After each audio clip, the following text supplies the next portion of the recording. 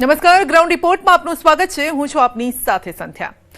વરસાદ ખેંચાતા તાત પર આવી પડી મોટી મુશ્કેલી। મહેસાણાના ખેડૂતો અન્ય પાક તરફ વળ્યા તો પંચમહાલમાં ઘટ્યું ડાંગરનું વાવેતર। આવામાં ખેતી કેમ કરવી, કમાણી કેમ કરવી અને સીઝન કેમ લેવી તેની ચિંતામાં તાત સરી પડ્યો છે।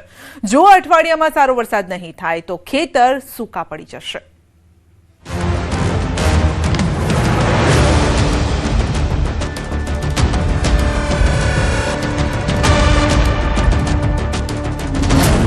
ચોમાસુ सीजन पर संकटना वादळो, वरसाद खेंचाता तातનું વધ્યું ટેન્શન। મહેસાણાના ખેડૂતો અન્ય પાક તરફ વળ્યા। મહેસાણા જિલ્લામાં વરસાદ ખેંચાણો છે તો અત્યારે ખેડૂતોની બહુ પરિસ્થિતિ નબળી થઈ ગઈ છે અને હવે ખેડૂતો કપાસ તરફ અને તેલ પાક તરફ વળવા માટે તૈયારીઓ કરી રહ્યા છે। તો સારા વરસાદની રાહમાં પંચમહાલનો તાત। 15 થી 10 દાડા થયા છે ત્યાં સુધી વરસાદ નથી। મકઈ ચમાઈને ખલાસ થઈ ગઈ છે અને હવે કાંઈ રહ્યું નથી। તો આ વરસાદ નહીં પડે તો અમારું કશું જ વધે નહીં। ખેડૂતો આમ તો સાચું જ કહે છે કે ખેતી એટલે ખોટનો ધંધો, કારણ કે આ ધંધો એ કુદરત પર આધારિત છે અને કુદરતનું હવે કંઈ જ નક્કી નથી। આ વર્ષે આમ પણ ચોમાસાએ ગુજરાતમાં એન્ટ્રી કરતા મોડું કરી દીધું। બાદમાં મોડે આવેલા મેઘરાજાએ રાજ્યમાં વિસ્તાર કરતા પણ વાર લગાડી અને જ્યારે આખા રાજ્યમાં ચોમાસાએ એન્ટ્રી કરી લીધી ત્યારે પણ જોઈએ તેવો વરસાદ જ ન વરસ્યો। વાવણીનો સમય પણ વીતી ગયો ને છતાં વરસાદના કોઈ જ ઠેકાણા ન પડતા તાતનું ટેન્શન દિવસે ને દિવસે વધી રહ્યું છે। મહેસાણામાં અત્યાર સુધી માત્ર 18% જ વરસાદ। દક્ષિણ અને સૌરાષ્ટ્રના અમુક વિસ્તારોમાં મન મૂકીને વરસેલો મેઘો ઉત્તરમાં જાણે કે રિસાઈ ગયો છે। ઉત્તર ગુજરાતના મોટા ભાગના વિસ્તારો આકાશી હેત માટે તરસી રહ્યા છે। આવામાં મહેસાણા જિલ્લામાં ચાલુ સિઝનમાં વરસાદની ભારે ખેંચ વર્તાઈ રહી છે। આમ તો મહેસાણામાં સિઝનમાં સરેરાશ 737 મિલીમીટર વરસાદ નોંધાતો હોય છે, જેની સામે અત્યાર સુધીમાં માત્ર 139.50 મિલીમીટર જેટલો જ વરસાદ નોંધાયો છે। ગયા વર્ષે જુલાઈ મહિનાની આ જ તારીખ સુધીમાં 283 મિલીમીટર કરતા વધુ વરસાદ પડી ચૂક્યો હતો, જેની સરખામણીએ આ વર્ષે જુલાઈ માસમાં 20% જેટલી વરસાદની ઘટ જોવા મળી રહી છે।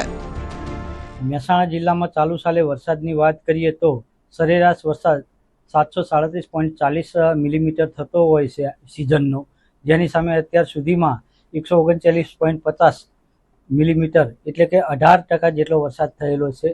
જો ગત સાલ જુલાઈ અને ચાલુ સાલ જુલાઈની વાત કરીએ તો ગત સાલ જુલાઈમાં 13મી તારીખે 283.60 mm વરસાદ હતો, એટલે 20% જેટલી જુલાઈ માસમાં અત્યારે હાલના તબક્કે ઘટ છે। ખેડૂતો રોકડિયા પાકો તરફ વળ્યા। માત્ર કડી તાલુકામાં સારો વરસાદ હોવાથી અહીં ડાંગરની રોપણી થઈ છે, પરંતુ સમગ્ર જિલ્લાની જો વાત કરીએ તો ખેડૂતો હવે પરંપરાગત બાજરી કે કઠોળના પાકોને છોડી રોકડિયા પાકો તરફ વળી રહ્યા છે। વરસાદની આ તંગી વચ્ચે જિલ્લાના ખેડૂતો હવે રોકડિયા પાક લેવામાં જોતરાયા છે। જિલ્લામાં સામાન્ય રીતે 2.81 લાખ હેક્ટર વિસ્તારમાં વાવેતર થતું હોય છે, પરંતુ વરસાદના અભાવે અત્યાર સુધી માત્ર 71,000 હેક્ટર વિસ્તારમાં જ વાવેતર શક્ય બન્યું છે। આ વાવેતર પણ માત્ર પિયતની સુવિધા ધરાવતા ખેડૂતો કરી રહ્યા છે। એ પણ ખેડૂતોએ પરંપરાગત પાક છોડી અન્ય પાક વાવ્યા છે। ઓછા સમયમાં તૈયાર થતા, ઓછા પાણીમાં તૈયાર થતા પાકો લઈ તાત સિઝન સાચવી રહ્યા છે। હાલમાં બેટી કપાસ, દિવેલા, વરિયાળી અને મગફળી જેવા પાકો તરફ અત્યારે તેમનો ઝુકાવ જોવા મળી રહ્યો છે। મહેસાણા જિલ્લામાં ખેડૂત કરશે દિવેલા તરફ વળવું પડશે અને કપાસ તરફ વળવું પડશે। તમે પણ આ દિવેલા વાવશો તો શું કરશો? અમે દિવેલા જ વાવીશું ને, રોકડીઓ પાક જ વાવવો પડશે અત્યારે। દર વર્ષે વરસાદ કેવો હોય છે અને આ વખત કેવો છે? દર વર્ષે વરસાદ ટાઈમ થઈ જતો હોય, પણ આ વખત મહિનો વરસાદ ખેંચવાનો હોય એટલે બાજરી ને કઠોળ કાઠું ખાવાનું। આ તરફ જિલ્લા ખેતીવાડી અધિકારીએ પણ ખેડૂતોને આ કપરા સમયે ઓછો ભેજ હોય તેવું હળવું પિયત આપવાની અથવા ટપક ફુવારા પદ્ધતિ અપનાવવાની સલાહ આપી છે। હવે વરસાદની ખેંચ છે તેવા સમયે ખેડૂતોએ થોડી કાળજી રાખવી જોઈએ, જેમાં ખાસ કરીને ભેજ ઓછો હોય તો તરત જ હલકું પિયત આપવું જોઈએ અથવા ટપક અને ફુવારા પદ્ધતિથી પિયત આપવું જોઈએ। વરસાદની ખેંચ વધારે થાય અને પાછોતરો વરસાદ થાય એવા સમયે પાક આયોજન બદલવું પડે। ખાસ કરીને જે મોડા વવાતા પાકો એટલે કે દિવેલા છે, જુવાર ઘાસચારો છે અને અન્ય રોકડિયા પાકો તરફ ખેડૂતોએ વાવેતર માટે આગ્રહ રાખવો જોઈએ. તો પંચમહાલમાં ક્યારે પડશે સારો વરસાદ? પંચમહાલ જિલ્લામાં મેઘરાજાએ લાંબો વિરામ લેતા ધરતીપુત્રો ચિંતામાં છે. ચોમાસાના પ્રારંભે સારો વરસાદ થતા ખેડૂતોએ ઉત્સાહભેર મોંઘા ખાતર બિયારણ લાવી ખરીફ પાકોનું વાવેતર કર્યું, જેમાં હાલ મકાઈ, ડાંગર અને તુવેર સહિત શાકભાજીને પણ નુકસાન થઈ રહ્યું છે, કારણ કે વરસાદ જ નથી.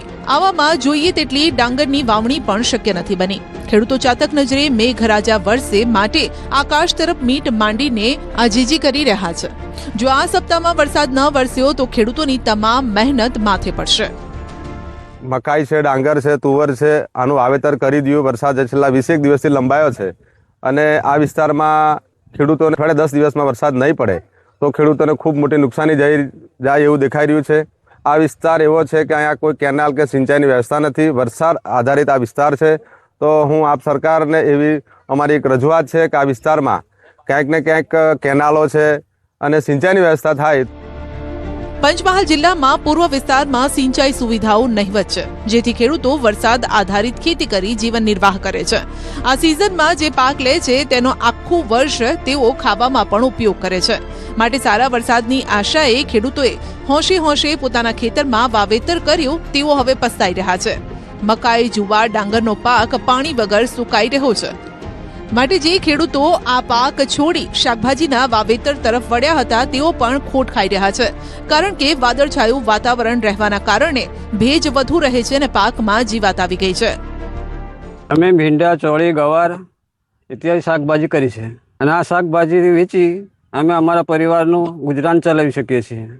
પરંતુ આ વર્ષે પહેલા વરસાદ પડી ગયો સારો અને ત્યાર પછી વરસાદ ઊભો રહી ગયો એટલે જીવાતનો ઉપદ્રવ વધી ગયો. હવે 2-3 વખત દવાનો છંટકાવ કર્યો પણ કોઈ ફાયદો થયો નહીં અમને. પાણીની સુવિધા ન મળતા ખેડૂતોએ પોતાના પાસે ઉપલબ્ધ સિંચાઈ સુવિધાઓના આધારે ક્યારડામાં પાણીનું સિંચન કરી ડાંગરની રોપણી જોકે શરૂ કરી છે, પરંતુ કુવાના પાણીના તળ તળિયે ગયા છે. ત્યારે આ પાકને કેવી રીતે બચાવવો તેની મૂંઝવણમાં જગતના તાતની હાલત દિવસે ને દિવસે કફોડી બનતી જઈ રહી છે.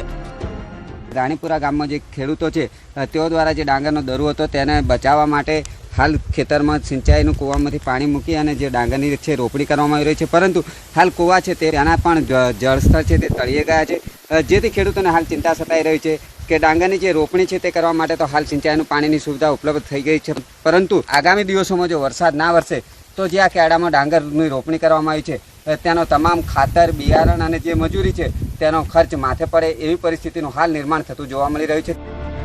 બીજી તરફ ખેડૂતોનું કહેવું છે કે ડીઝલ મોંઘું થયું છે, પવનના કારણે વીજ પુરવઠો પૂરતો નથી મળતો, કૂવા અને બોરવેલ સુકાઈ ગયા છે, આમ ખેતી મોંઘી થઈ ગઈ છે. હવે મેઘરાજા વરસે તો પાકને જીવનદાન મળે, નહીતર કુદરતે જે ધાર્યું હશે તે જ થવાનું છે. વરસાદ આવે તો કૂવામાં પાણી આવે, જ્યાં સુધી ઉપરથી વરસાદ નહીં આવતા સુધી કૂવામાં પાણી આવે એવું નથી. એમાં અમારી ખેતી હુકાવા લાગી છે. મોંઘું ખાતર, મોંઘું બિયારણ મોંઘા ભાવનું લાવી નાખી દીધું. અત્યારે તો બિયારણ લાવવાના રૂપિયા નથી, મજૂરી તે બહાર મળતી નથી. ડીઝલના ભાવ વધી ગયા, સરકારે ડીઝલના ભાવ વધારી દીધા. ક્યાંથી ડીઝલ લાવવાનું? લીટરના 100 રૂપિયા લીટર ડીઝલ પાછળ થાય છે. લાઇટ પૂરતું મળતું નથી. પવનના વાવાઝોડા અત્યારે હેને છે, વરસાદ ઊભો રહ્યો અને પવન વધી ગયો, એમાં લાઇટે પણ ટાઈમસર આપતું નથી, એટલે અમારી ખેતી બગડે છે. ડાંગરનું વાવેતર ઘટ્યું.